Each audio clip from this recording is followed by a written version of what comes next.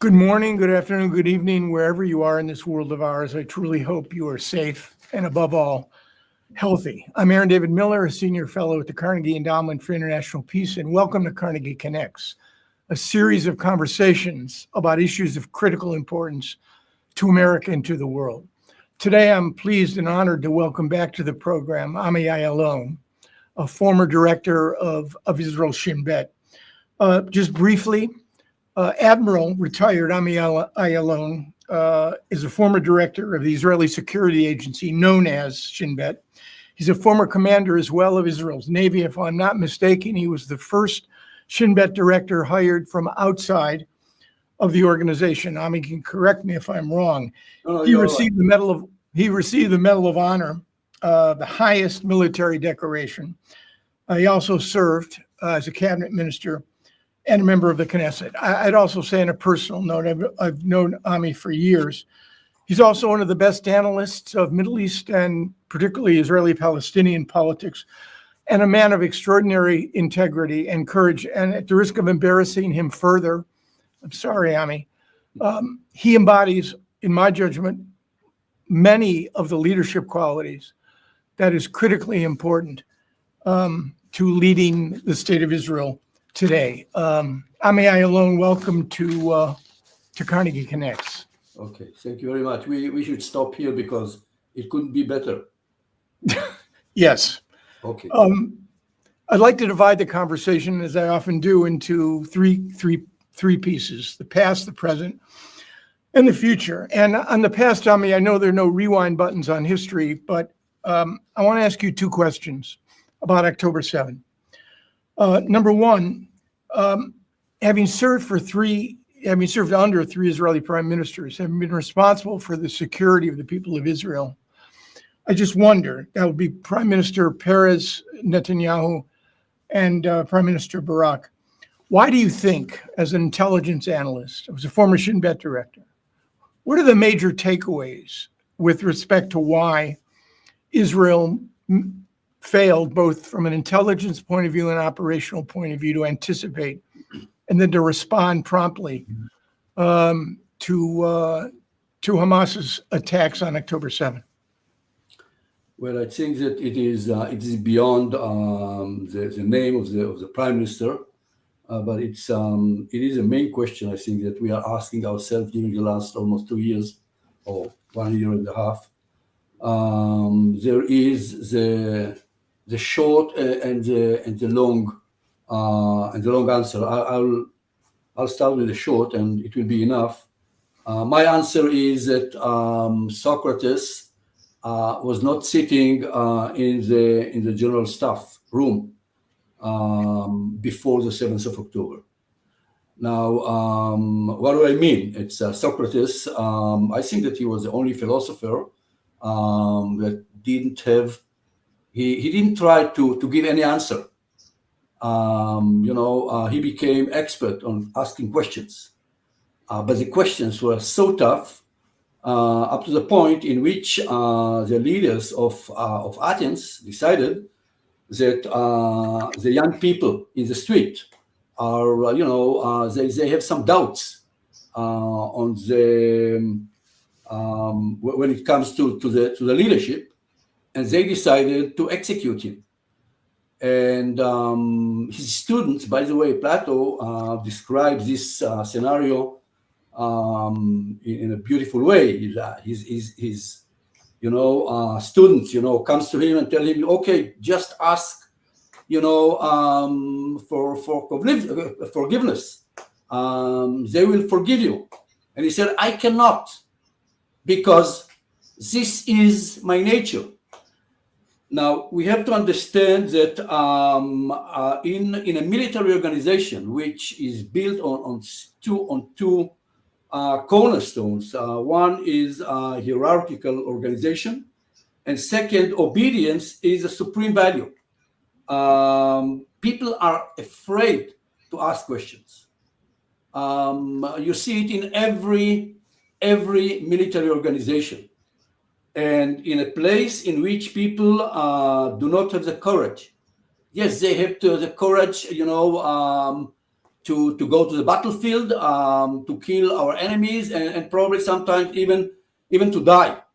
But they're afraid to ask questions and to challenge conventions. And until we shall be able to change the genetic structure of every military organization, especially our military organization, we shouldn't be surprised when we just do not see. We do not see the reality the way we understand it today. That's it. This is the answer.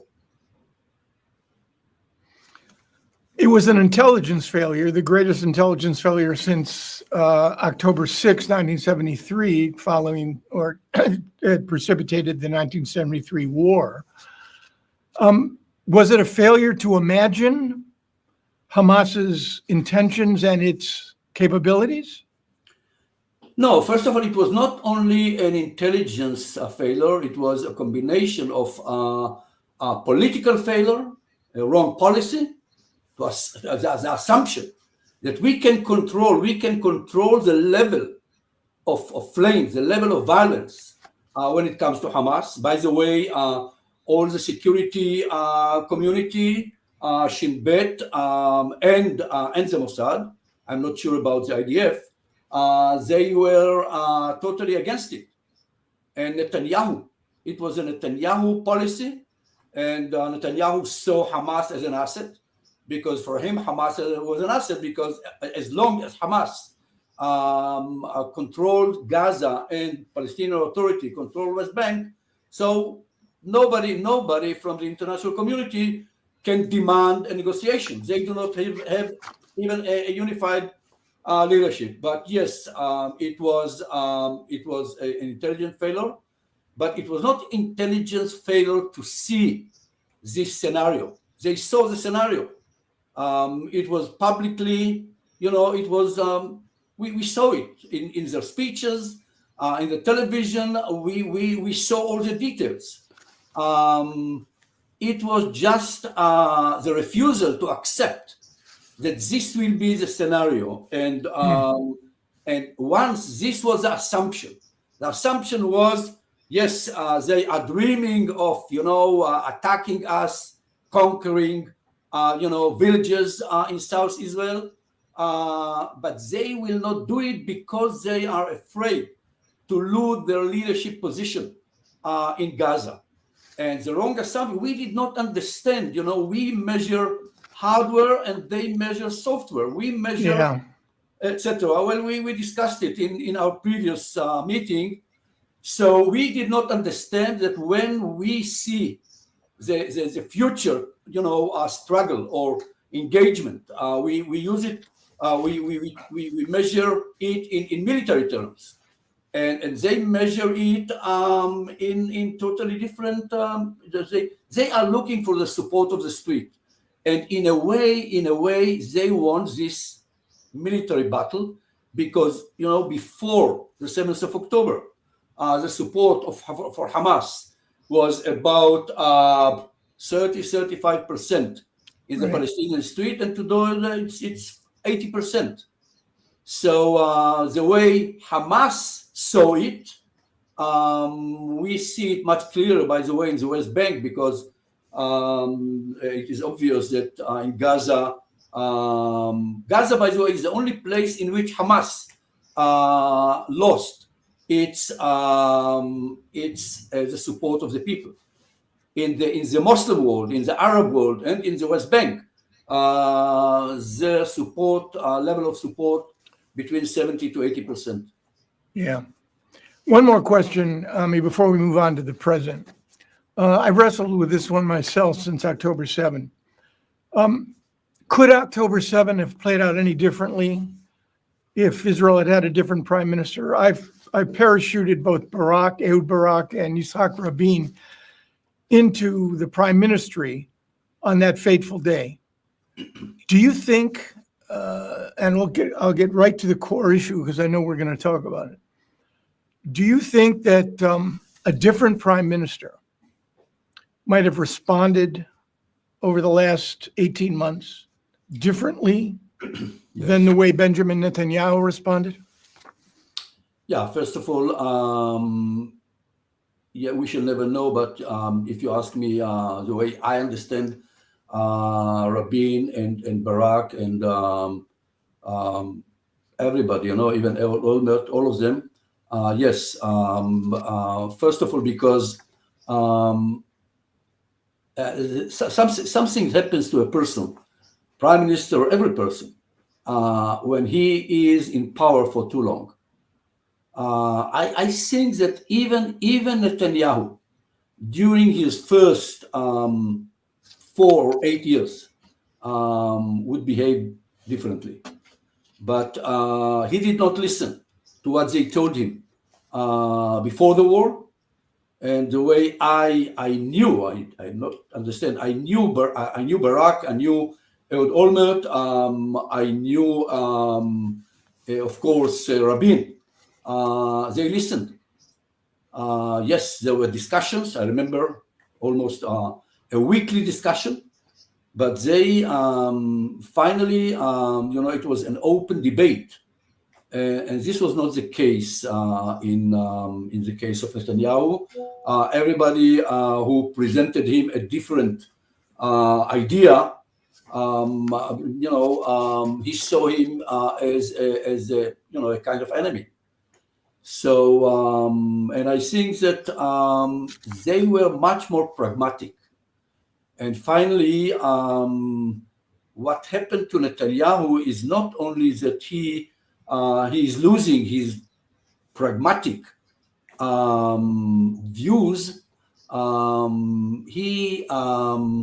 He created a coalition, which is his coalition. Does not, it's a kind of an obstacle for him.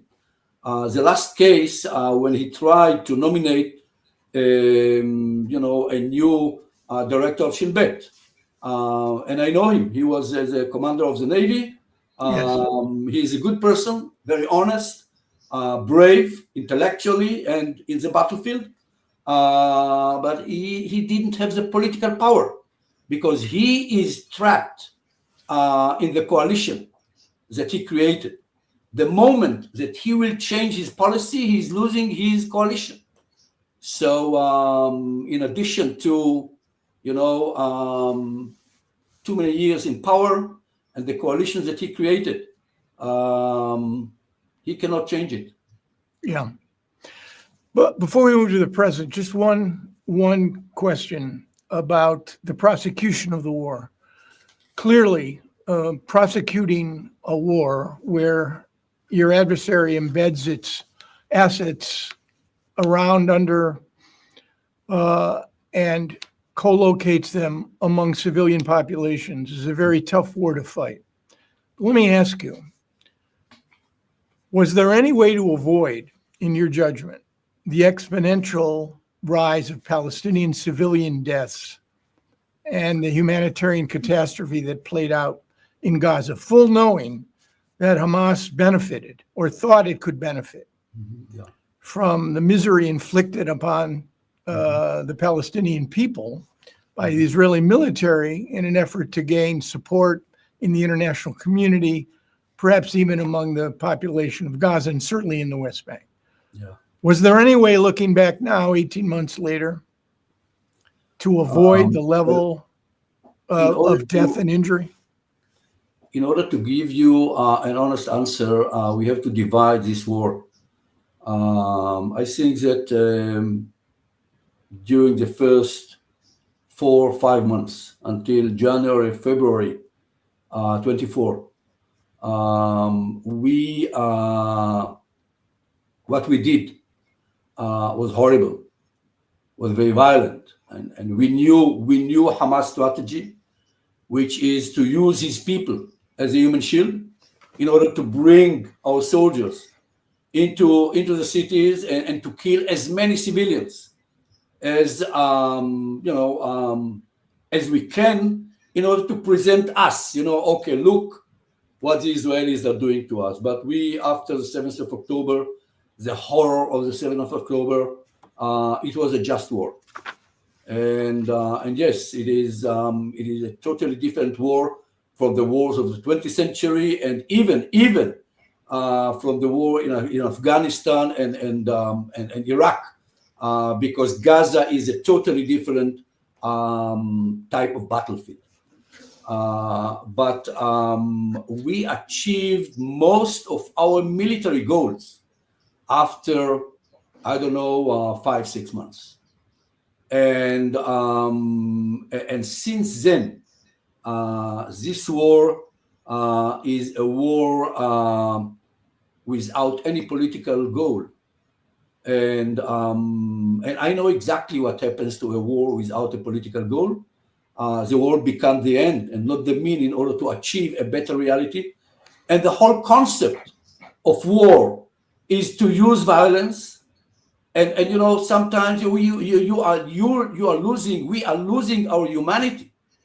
But as long as we are doing it in order for self-defense, it is a just war.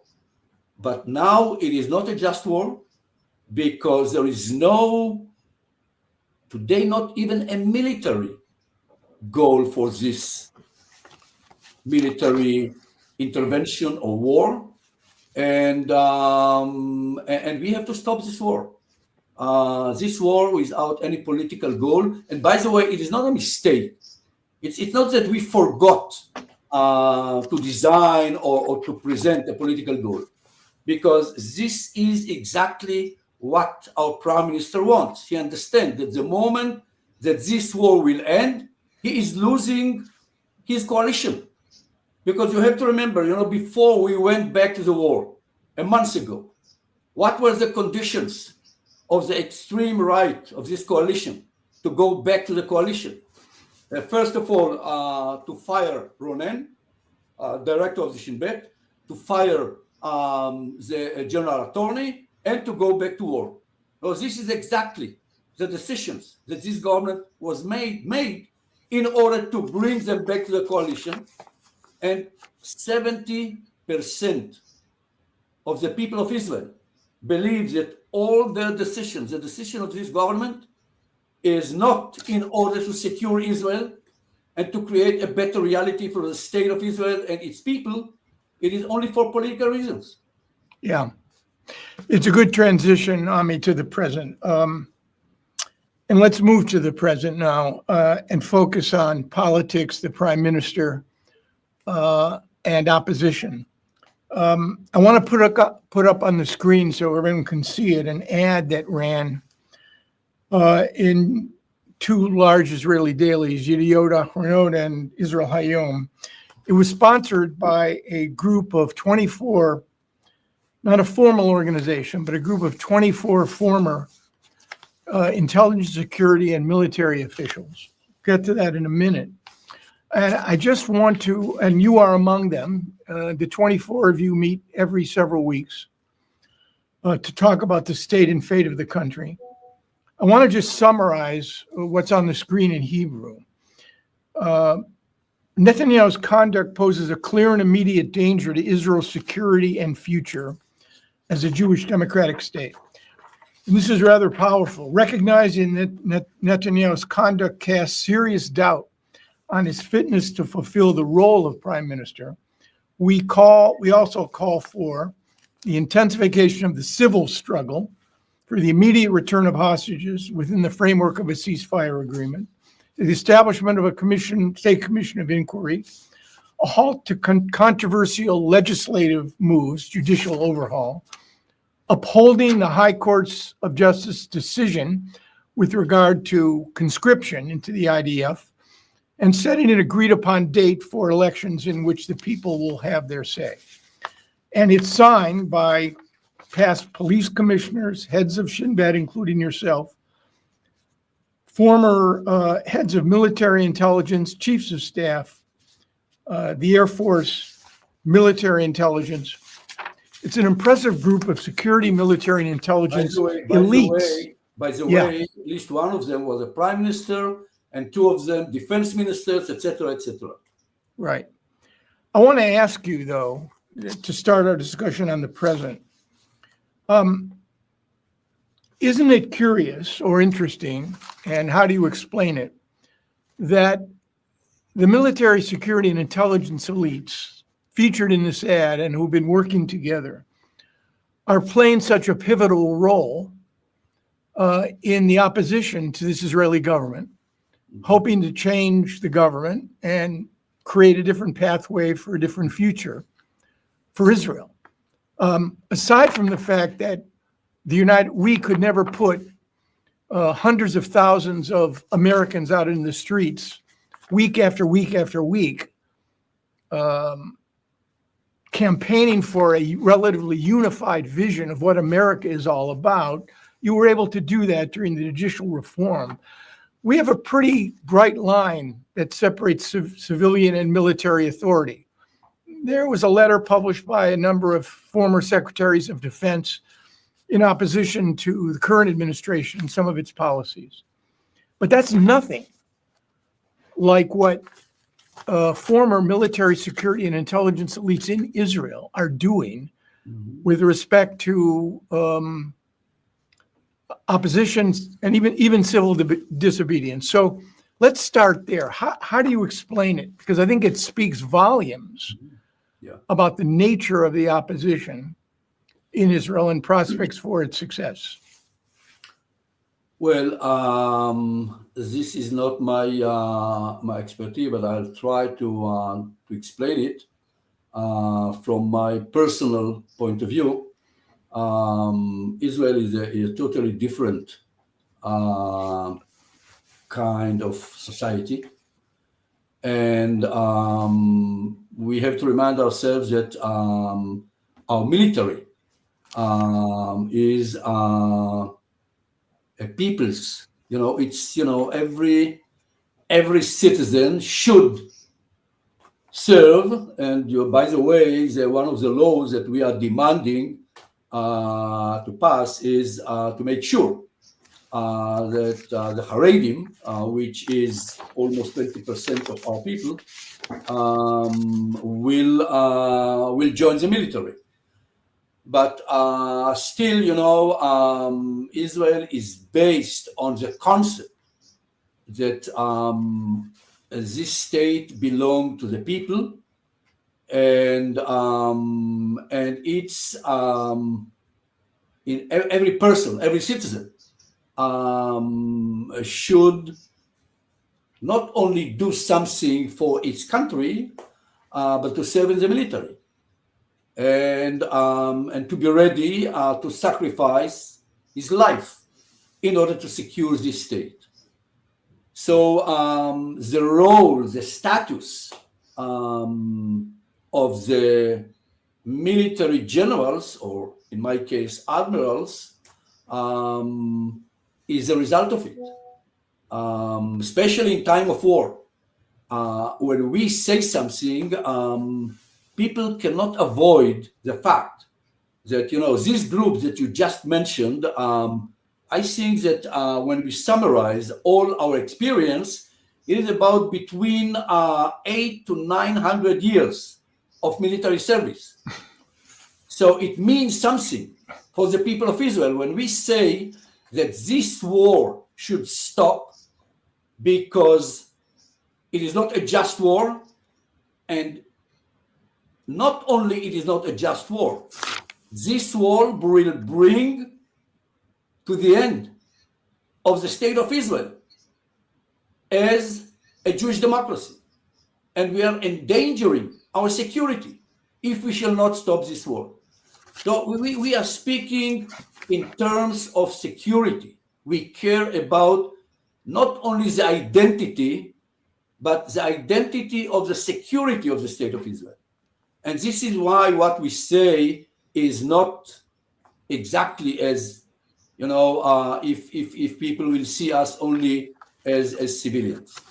And second, something very strange, we see it, by the way, not only in Israel. I believe that if you will try to see it in America, you will see the same, in the war of today, in the wars of the 21st century, which usually it's not wars between states,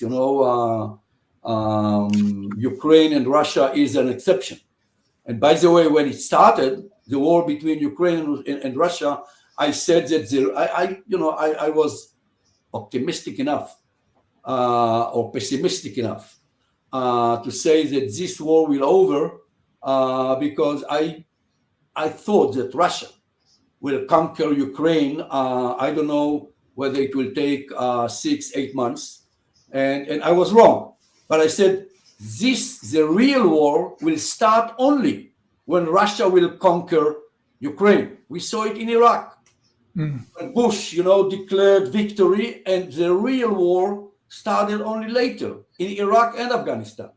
So the wars of today are wars between a state and a terror organization. And I think that the military commanders are the only one who understand the limits of the use of military power. People who do not serve in the battlefield do not see it. And politicians refuse to see it. Now, people who never served in the battlefield cannot understand it. But politicians understand it, and they refuse to see it because they need the war in order to be elected. This is exactly what we see in Israel. It's a crazy reality that was created during the 21st century. It's a combination of the global technology of the media and the internet, and what we see is that war creates fear. But instead of fear, when we are afraid, we prefer security on rights. And this is why in time of war, we elect leaders who know how to kill the enemies. We do not elect leaders who promise us a better education, a better democracy, or a better, healthcare services. So politicians, at least in the Middle East, they will not stop the war because the war enables them to stay in power. Right. And you have a peculiar and unique situation where, which existed in no other Israeli government, where the prime minister of Israel is on trial now almost 5 years and counting for bribery, fraud, and breach of trust in a Jerusalem district court. And to lose power presumably means either the possibility of a conviction, and there's precedent for this. Ehud Olmert was indicted not when he was prime minister, but he was convicted of one of the charges leveled against the prime minister. He served 14 to 15 months in prison, or a plea agreement that would mean the end of the prime minister's career. But you clearly believe that the struggle now for the identity of the state of Israel is an existential one. How do you propose to get from where we are now? And remember, 2023 saw an amazing demonstration of people power, where in a country just shy of 10 million people, if you deduct even the 2 million Palestinian citizens of Israel who wouldn't have expected to be out in the streets protesting, although some did, how do you translate this people power? You call it civil disobedience into effective political change? Well, when I say that this war should or must end, it is not only because this war has no political goal and lead us to nowhere, to lose our security and identity. It's because we see it. Before the war, the figures of the people who took to the streets were doubled. You have to understand that I have 3 sons, and 2 of my grandchildren are serving in the military. And when you serve in the military, you do not go to the street, because the balance between the domestic threat, which is the government, and the way they are trying to destroy our democracy, and as the external threat, Hamas, Islamic Jihad, Hezbollah, or Iran, is changing. People who comes back during weekends from Gaza will not go to the streets. So, and we saw it, by the way, in Yom Kippur. It was the same. During Yom Kippur war that lasted about more than 3 weeks, and we lost 2,700 people in less than 3 weeks. It was a horrible event. But the moment that the war stopped, they took to the streets. And now, one more reason for the prime minister to go on with this war. He knows that the moment that this war will end, people will take to the streets. But I want to explain something about the way this conflict, no matter how we call it, the domestic conflict, is perceived in Israel. It's I spent too many years in the sea, and I'm trying to explain it in maritime language. It's like a multifocal storm. You saw the movie Perfect Storm. It was Yep, great. I did. Yeah, okay. Every wave, 30-meter high, can destroy every ship. But the problem is that there is a multifocal storm, because I can describe what we see today in Israel as a constitutional crisis or as an identity crisis. The problem is that what we see is both. On one hand, yes, it is a constitutional crisis. We are a very, very fragile democracy from the day Israel was created, because we do not have constitution. We do not have a culture.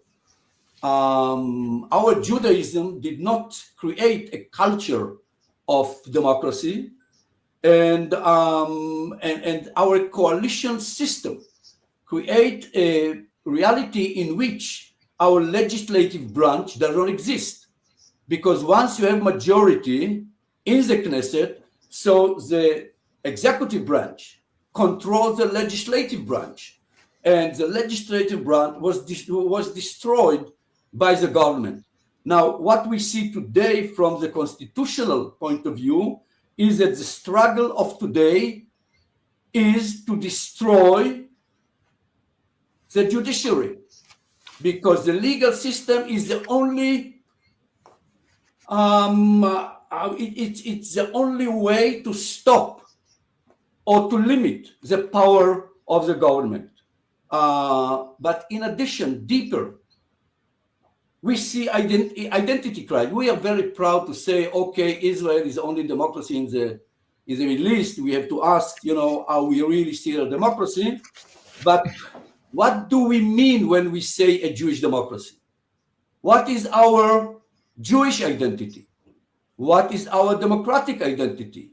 I ask myself every day, what is my Jewish? I'm a member of the Jewish people. But my Jewish identity is not the concept of Kahana or Rabbi Kahana or Smotrich or Ben Gvir, that their Jewish identity is the Jewish supremacy and racism. Well, I want to believe that we believe in a totally different aspect of Jewish identity. I'm very proud every time when I meet somebody who do not understand it, that in time in which, thousands of years ago, when people or kings used to say that there are gods, we the Jewish people came and say no one is God, but everybody was created in the image of God. So this simple concept was the beginning of the liberal democracy of today. And I'm very proud to see the Jewish aspect of every liberal democratic constitution. You can see it in the American Constitution or in any other liberal constitution. So this is a totally different type of Jewish or Jewishness. Or when we say democracy, whether it is a dictatorship of the majority, the way many people in Israel believe, or whether it is a democracy that preserve and protect civil and minority rights. So we say Jewish democracy, we do not agree on what is the meaning of it. So what we see today is the rifts between the Israeli tribes are deeper and wider every day. And we are facing not only a constitutional crisis and not only identity crisis, this is existential crisis as a state.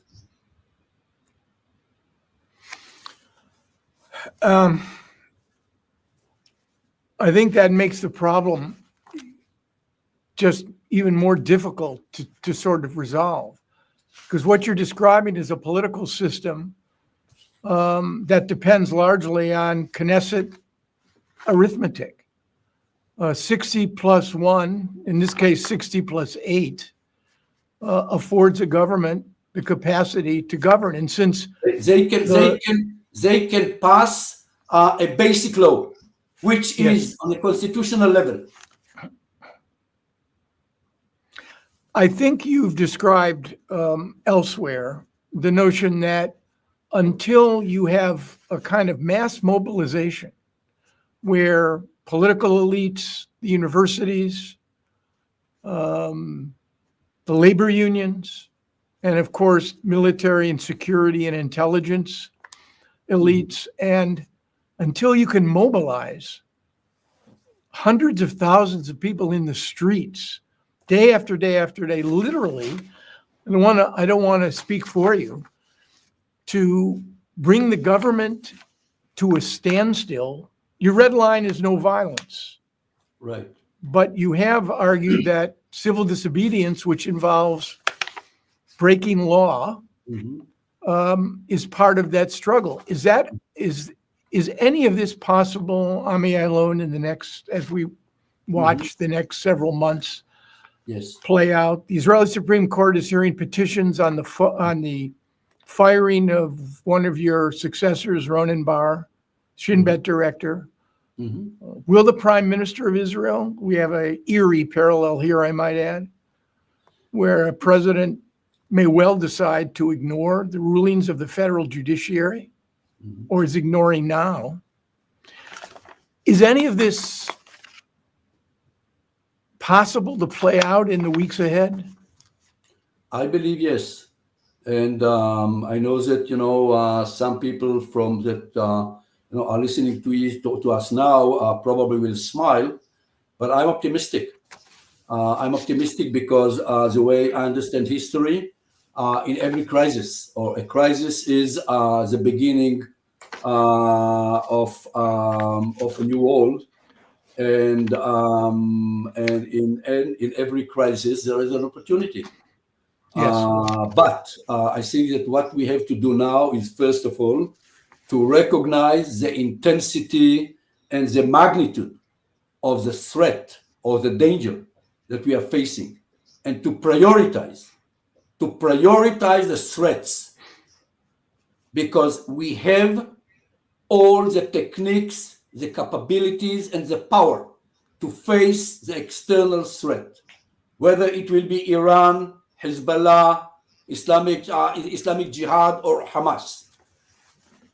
But our major threat, the threat to our future and to our security, is the policy of our government, the internal threat. Because we were not prepared, we did not realize that this scenario will come.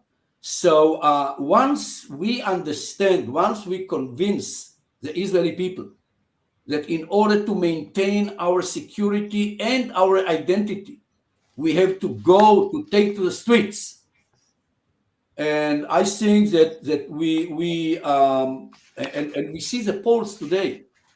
Just we have to demand. We don't have to speak now, probably later, on the occupation and our relations with the Palestinians.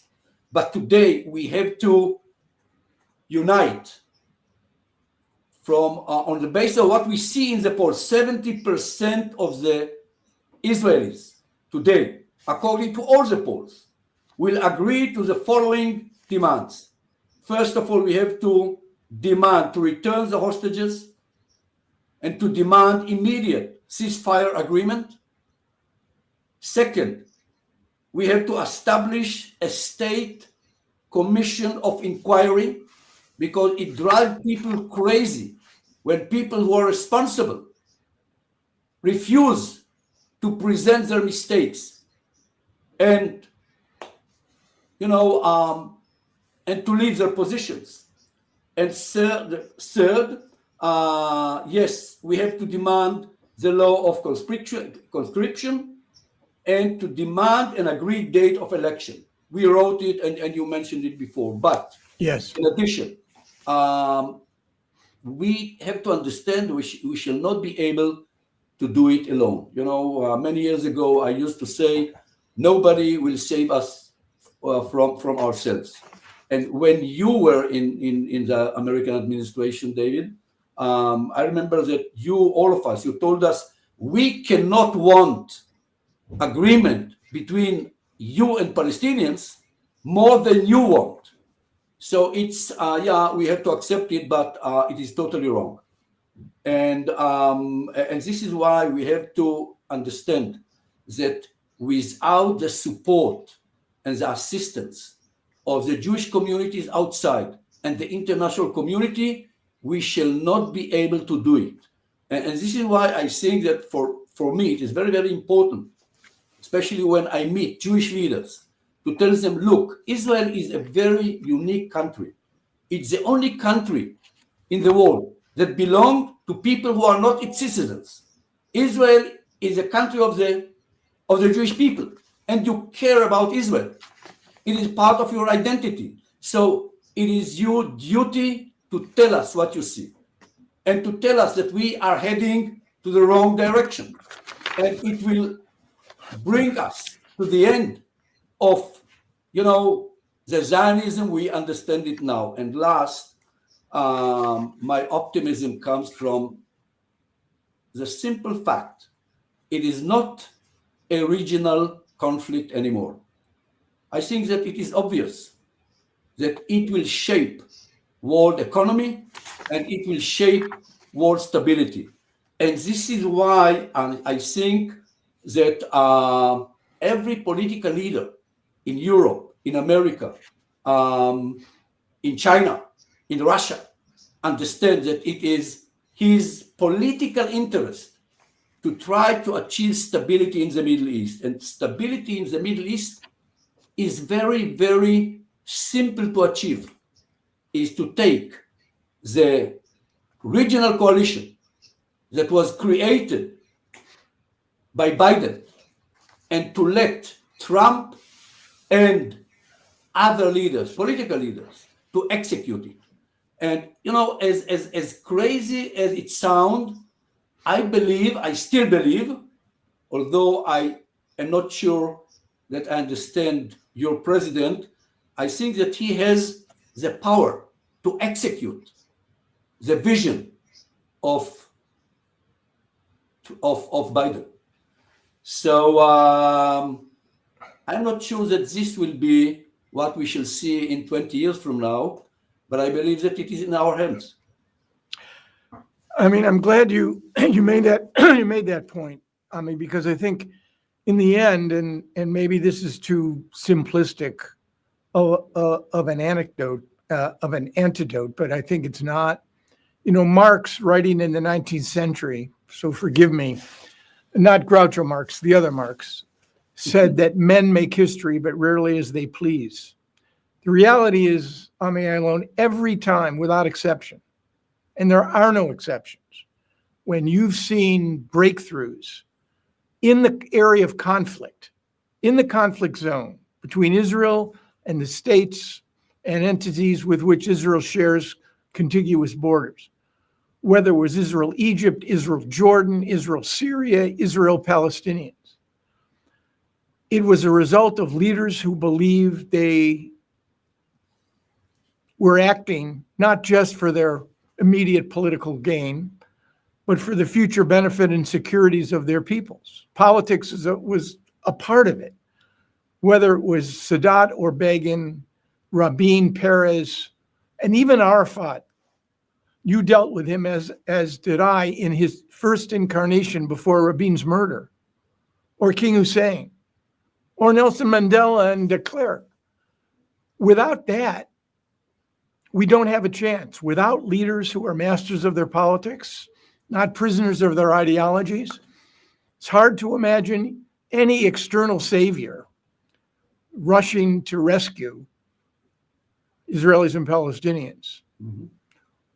Which is why our conversation and the way in which you process problems, the integrity, clarity, and the honesty that you bring to this conversation is exactly the kinds of qualities that are required on both the Israeli and Palestinian side. Mhm. And I'm glad you're an optimist. Ayalon, I would be depressed if you weren't. Because you know as well as I, you cannot see what is in front of us, for good or for ill. Uh-huh. And there's hope there, although people have to act to make it so. So I want to thank you again for sharing your wisdom, your expertise, and your time with us. You're a real gift, Ami, to the people of Israel. Thank you very much. But one last word.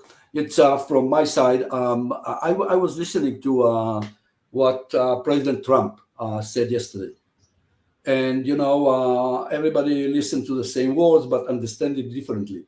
What I understood, he brought Netanyahu from Budapest to tell him first, I don't want war with Iran. I prefer a deal. So he adopted, some of Obama's ideas. Second, I don't want war in Gaza. I want to end this war and to bring the hostages back. This is what I heard from his speech. And all the rest probably he said something. I didn't listen. That's it. Well, all I can say is we'll see. Yes, right. Again, Ami, thank you so much Very much. for joining. All the best to you and your family, and stay Thank you safe. very much, David.